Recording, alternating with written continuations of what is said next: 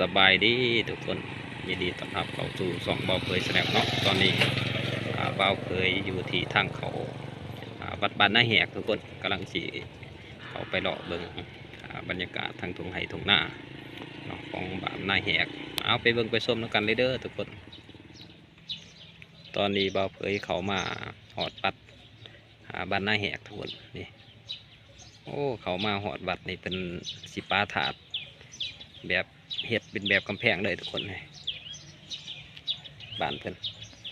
เจ็ดเป็นสองเอากระดูกคนตายมาปาเมียนเป็นแถวนี่ตอนนี้เขาขี่รถออกมา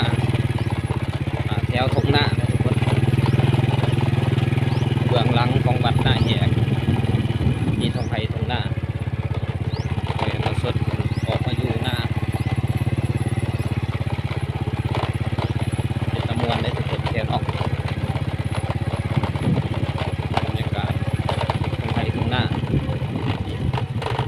สายผู้กระเจียงสายอยู่กับตีนผู้กระเจียงเลยคักกันนี้ทุกคนในแถว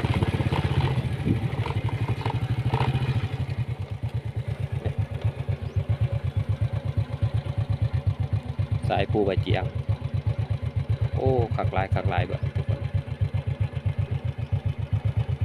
เป็นตรงไฮตรงหน้าแต่ว่าอยู่ไกลกับตัวนครปักเสเลย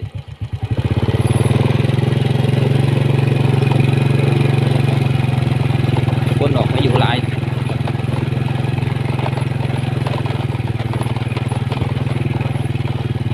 ออกมานอนอยู่ให้อยู่หน้ามันเลี้ยงเป็ดเลี้ยงไก่เลย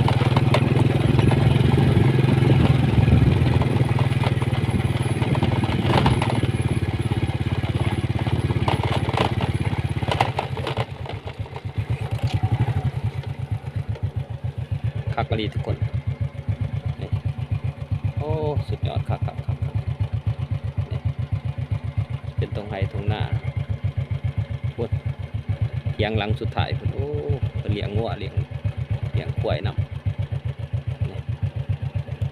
ตะมวนนี่ทุกคนสวนมักถั่วปลูกมักถั่วร้ายมีอยู่เบื้อง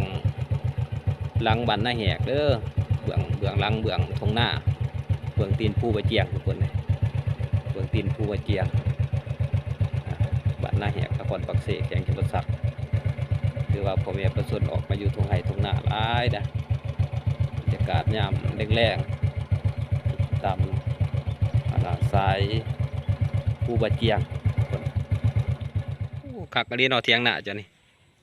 อยู่กับตีนผู้บะเจียงเลยเลี้ยงเป็ดเลี้ยงไก่บ่ตายหาจักเถื่อเลยเนาะนี่ปลูกแตงถั่วโอ้มีไฟมาหอดสุดยอดแล้วโอ้อยู่เพิ่นเลี้ยงงัวน้ำเลยเนาะมีงัวนำโอ้เทียงหน้าลังบางใหญ่เทียงหน้าเพิ่นอยู่คักแล้วนี่บ่สู่มีคนมาลักเป็ดลักไก่ที่แถวนี้เนาะโอ้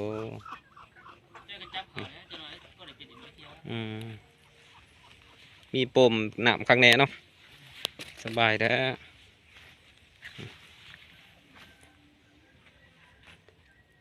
เตาอบ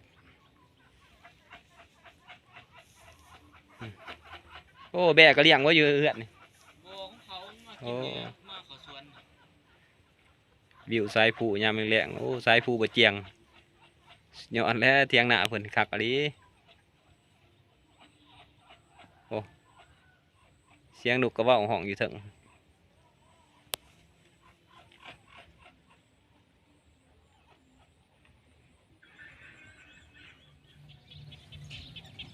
หลังจากเขาออกมา